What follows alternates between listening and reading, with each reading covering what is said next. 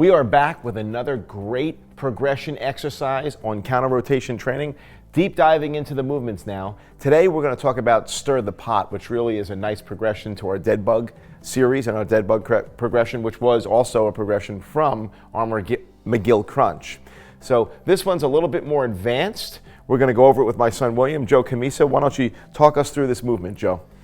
So Will's going to get down on the ball in a plank position. And this is a really great exercise to train the anterior chain, but also not only that, but to get some counter rotation training with the anterior chain. So he's going to push his body away from the ball, activate that serratus muscle, the upper core, to make sure he's not winging here.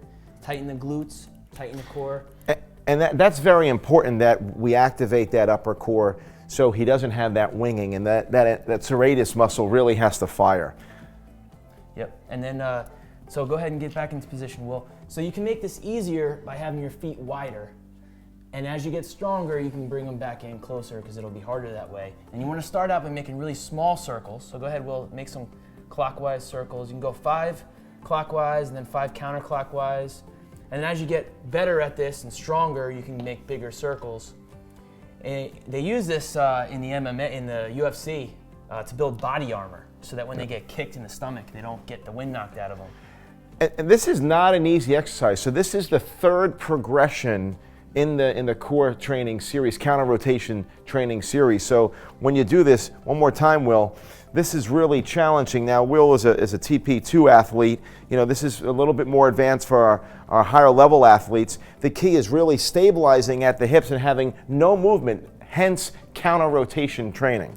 And tighten the glutes too, because that's going to really, just make your whole body one big stiff, tight board to get that neural drive and power. And we talk about with this movement, the speed of the circles, going faster actually is harder. Yep. So going slow is a little easier because you're trying to counter rotate, you're trying to stabilize the core and the hips. So another interesting thing to keep in mind, because that's actually counterintuitive.